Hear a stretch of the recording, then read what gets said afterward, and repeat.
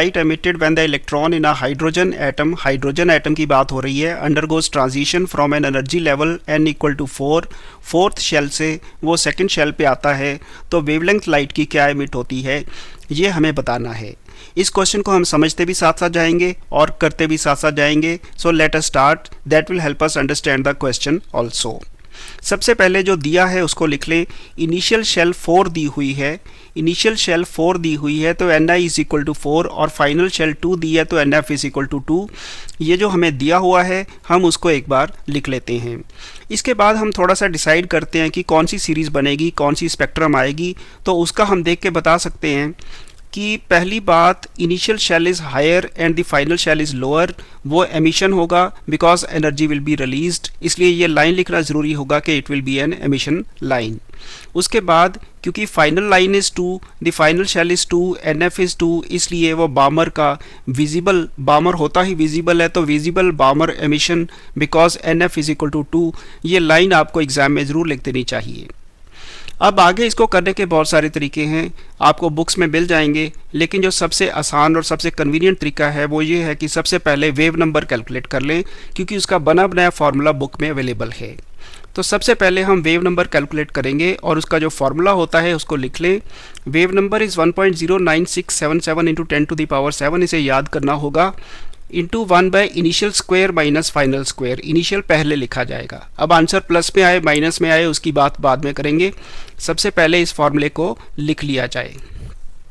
अब इसके बाद इसमें हम वैल्यू सब्स्टिट्यूट कर देते हैं।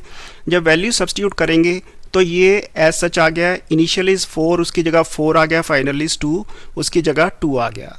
इसका कैलकुलेशन कर लीजिए कि ये सिंपल मैथमेटिकल कैलकुलेशन है, तो इसका आंसर नेगेटिव में आएगा -2.06 इंटू 10 टू द पावर 6 पर मीटर। क्योंकि ये वेव नंबर है, इसका जो ऐसा यूनिट होगा वो होगा पर मीटर, इसको ऐसा लिख दें या m टू द पावर -1 लिख दें, जैसा भी आपको ईजी लगे वैसा आप लिख सकते हैं। अब यहाँ पे जो पते की बात है कि वेव नंबर पे जो नेगेटिव साइन आया है, इसका आपको अपने एग्ज़ाम में एक लाइन लिखना ज़रूर पड़ेगा कि नेगेटिव साइन मीन्स एमिशन। इस लाइन के मार्क्स हैं, इस लाइन के मार्क्स हैं, ये आपको बहुत ज़रूरी ये लाइन लिखनी ही होगी अपने एग्ज़ाम में। अब जब वेव नंबर आ जाए तब उसके बाद हम उसकी वेवलेंथ का फार्मूला लिख सकते हैं कि wavelength is 1 by wave number, ये हमें पता है। देखिए अब कितना आसान हो गया है।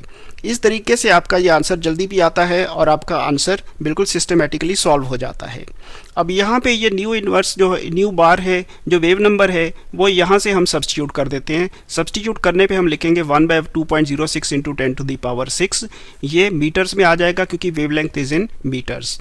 आप 2-3 चीज़ों का यहाँ एक बार ख्याल दोबारा कर लें कि सबसे पहले तो कंक्लूजन लिखना ज़रूरी होगा, किस टाइप की लाइन होगी, ये इसके भी मार्क्स हैं, सिंपली सॉल्व करने से बात नहीं बनती।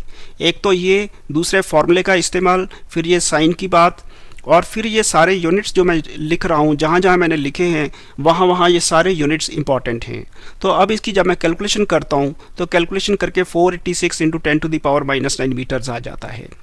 अब ये 10 टू द पावर -9 है, इसको हम नैनो भी लिख सकते हैं, तो ये इस फॉर्म में आप आंसर चाहें तो लिख सकते हैं, हालांकि कंपलसरी नहीं है। इसको आप इस तरह लिख सकते थे, बेसिकली मैथमेटिकल करेक्टनेस होनी ज़रूरी है। आप इसको 4.86 इंटू 10 टू द पावर -7 भी लिख सकते थे, बात वो एग्जैक्टली सेम है, लेकिन इसको थोड़ा बुक में नैनोमीटर की फॉर्म में दिया है तो हमने इसको ऐसे कर दिया है। चैनल पसंद है, वीडियो पसंद है, सब्सक्राइब ज़रूर करें, वीडियोस को लाइक ज़रूर करें और कमेंट्स भी ज़रूर करें। Thank you.